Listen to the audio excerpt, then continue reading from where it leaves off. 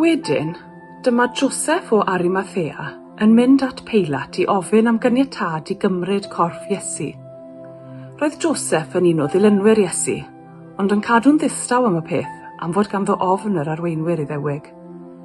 Cafodd ganiatâd Peilat a daeth a chymryd y corff.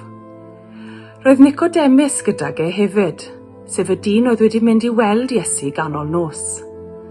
Daeth Nicodemus a tua 34 kilogram o fyr ac aloes i'w ddefnyddio wrth rwymo corff Iesu gyda strybedi o liain.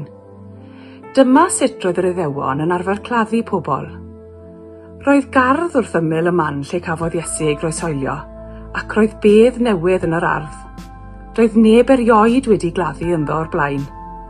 Ac am ei bod hi'n bnawn Gwener, y diwrnod cyn y dydd Saboth Iddewig, ac am fod y bedd mor agos, dyma nhw'n rhoi Iesu i orwedd yno.